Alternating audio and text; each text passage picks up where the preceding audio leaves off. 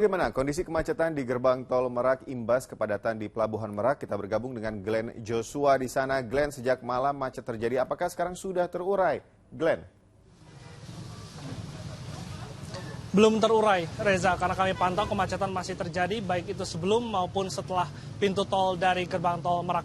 Dan untuk mengetahui bagaimana sebetulnya situasinya saat ini saya sudah bersama dengan Ditlantas Polda Banten, Budi Mulyanto. Pak Budi, selamat siang. Ini bagaimana pantauan Pak Budi terkait dengan kondisi hari ini di gerbang tol Merak? Ya, saya berbicara data dulu ya. Tercatat dari pukul 7 tanggal kemarin sampai dengan hari ini kurang lebih ada 46.633 kendaraan melintas dari tol Cikupa. Tentunya ini merupakan beban yang padat buat aktivitas di Pelabuhan Merak tentunya. Kemudian yang kedua, kami sampaikan bahwa tercatat pada trip kapal juga kurang lebih kemarin 126. Kenapa ini demikian? Terjadi antrian seperti sekarang ini karena kurang lebih tidak seimbangnya antara jumlah kendaraan yang datang dari Jakarta atau dari daerah Jawa menuju ke sini, sehingga mau nggak mau terjadi antrian. Proses bongkar muat, kemudian proses-proses yang lain di dalam pelabuhan tentunya itu yang membawa dampak di sini. Apakah ini sudah puncak arus mudik, Pak, untuk di Pelabuhan Merak? Kami prediksikan masih belum. Jadi artinya seperti ritme seperti ini kemungkinan sebelum H-1 atau bahkan hari H ketika sholat Id. Oke. Pak, ini untuk rekayasa apa yang akan dilakukan oleh pihak Ditlantas Polda Banten? Ya, pertama saya membagi dua manajemen, yaitu manajemen di tol dan arteri. Beban volume kendaraan di tol tentunya nanti akan kami bagi dengan di arteri.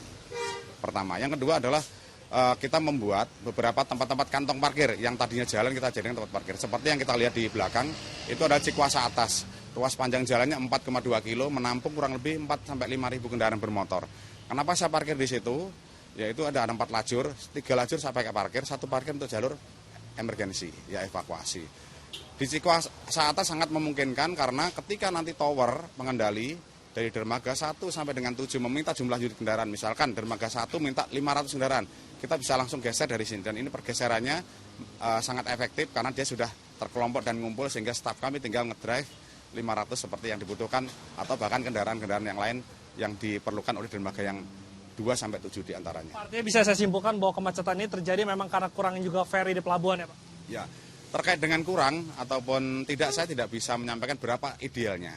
Tapi yang jelas beban frekuensi kendaraan bermotor yang sangat besar, volumenya sangat besar, animo masyarakat ingin mudik dan balik tahun anggaran 2002 ini di 2022 sangat-sangat tinggi. Dan itulah yang menjadi penyebab utama daripada kemacetan ini.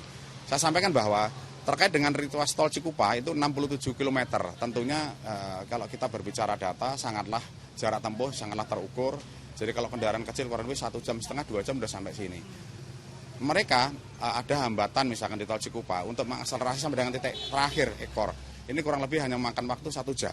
Nah itu apabila tidak diimbangi dengan percepatan bongkar muat tentunya ini kan berdampak, makin dampaknya perpanjangan daripada antrian kendaraan bermotor. Baik, terima kasih Pak Budi. Kita harapkan kemacetan bisa segera terurai dan para pemudik bisa langsung menyeberang ke Pulau Sumatera. Terima kasih Pak Budi.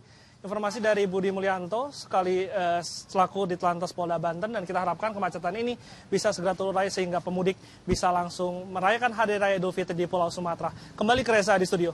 Baik, terima kasih Glenn Joshua melaporkan langsung dari Cilegon.